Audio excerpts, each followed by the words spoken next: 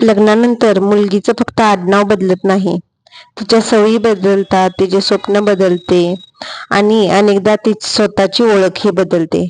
आज मी एका स्त्रीचा प्रवास सांगणार आहे, लग्नाआधीच्या स्वप्नांपासून आई होईपर्यंत आणि स्वतःला पुन्हा शोधण्यापर्यंतचा. नमस्कार मैत्रिणींनो, मी ज्योती. स्वागत आहे तुमचं माझ्या नवीन ब्लॉगमध्ये. हा फक्त माझा एकटीचा प्रवास नाही, हा प्रत्येक मुलीचा, प्रत्येक पत्नीचा, प्रत्येक आईचा प्रवास आहे.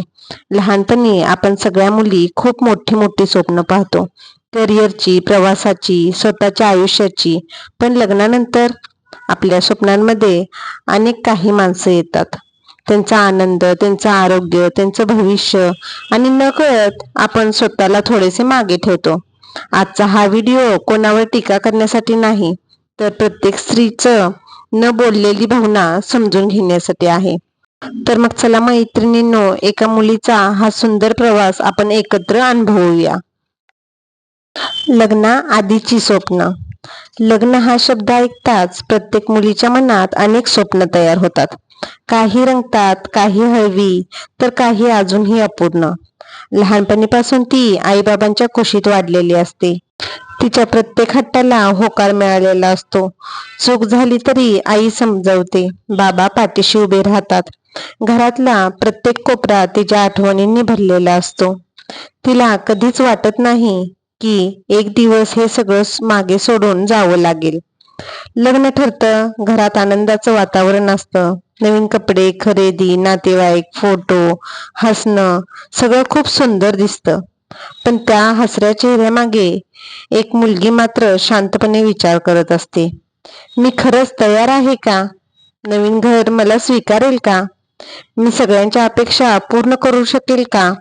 हे प्रश्न ती कोणाला सांगत नाही, कारण तिला आईबाबांना काळजी द्यायची नसते. ती स्वतःच स्वतःला धीर देते. लग्नाआधी तिला सकाळी उशिरा उठण्याची मुभा असते. आई म्हणते, झोपू दे अजून थोडं. पण काही दिवसांनी तीच मुलगी सगळ्यांच्या आधी उठायला शिकते. लग्नाआधी भूक लागली की आई जेवायला काय आहे असं विचारणारी मुलगी लग्नानंतर आज सगळ्यांसाठी काय बनवू हा विचार करू लागते. हा बदल कोणी जबरदस्तीने करत नाही, ती स्वतःहून करते. कारण तिला तिचं नवीन घर आपलं करायचं असतं. तिला तिथल्या माणसांच्या चेहऱ्यावर हसू पाहायचं असतं. तिच्या मनालाही स्वप्न असतात, करिअरची, फिरण्याची, स्वतःसाठी काहीतरी करण्याची. पण अनेकदा ती त्या स्वप्नांना थोडा वेळ थांबवते, कारण त्या क्षणी तिच्यासाठी कुटुंब महत्वाचं असतं. लोक म्हणतात मुली खूप लवकर ऍडजस्ट करतात, पण खरं म्हणजे त्या ऍडजस्ट नाही करत, त्या प्रेमाने स्वीकारायला शिकतात. नवीन नाती, नवीन सवयी, नवीन जबाबदाऱ्या, हे सगळं त्या हसत हसत स्वीकारतात आणि हळूहळू त्या घराचा एक भाग बनतात. लग्नाच्या दिवशी जेव्हा मुलगी आईबाबांना मिठी मारते, तेव्हा तिच्या डोळ्यातील अश्रू फक्त घर सोडण्याचे नसतात, ते तिच्या बालपणातला निरोप देणारे असतात. त्या दिवशी एक मुलगी मुलगी म्हणून जगणं थोडं मागं ठेवते आणि एक पत्नी, एक सून, एक नवीन व्यक्ती म्हणून आयुष्य सुरू करते. पण मला एक गोष्ट नेहमी वाटते, प्रत्येक मुलीने लग्नानंतर कितीही बदललं तरी स्वतःची ओळख कधीच विसरू नये. कारण ती फक्त कोणाची पत्नी नाही, कोणाची सून नाही, ती स्वतःही एक व्यक्ती आहे. तिचीही स्वप्न आहेत, तिच्याही भावना आहेत आणि त्या जपण्याचा तिला पूर्ण अधिकार आहे.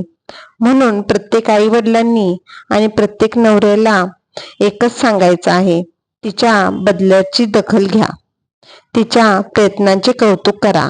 कारण स्त्री घरासाठी किती बदलते हे खरंच लग्नानंतरच कळतं. प्रत्येक मुलीच्या मनात काही स्वप्न असतात, काही पूर्ण होतात तर काही कुटुंबासाठी थोडा वेळ थांबतात.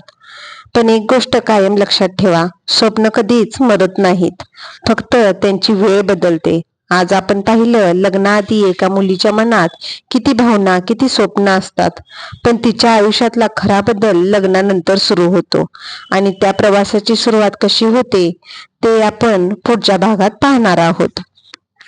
जर तुम्हाला आपल्या ह्या सिरीजचा हा पार्ट आवडला असेल तर कमेंटमध्ये मला नक्की सांगा आणि हा व्हिडिओ तुमच्या आई, बहीण, मुलगी किंवा पत्नीपर्यंत नक्की शेअर करा. आणि जर तुम्हाला या कथेचा पुढचा भाग पाहायचा असेल तर आपल्या चॅनलला लाईक, शेअर, सबस्क्राईब करा आणि बेल आयकॉन नक्की प्रेस करा. पुढच्या भागात आपण पाहणार आहोत सासरी पहिलं पाऊल एका मुलीच्या आयुष्यात सर्वात मोठा बदल घडवते. तर पुन्हा लवकर भेटूया.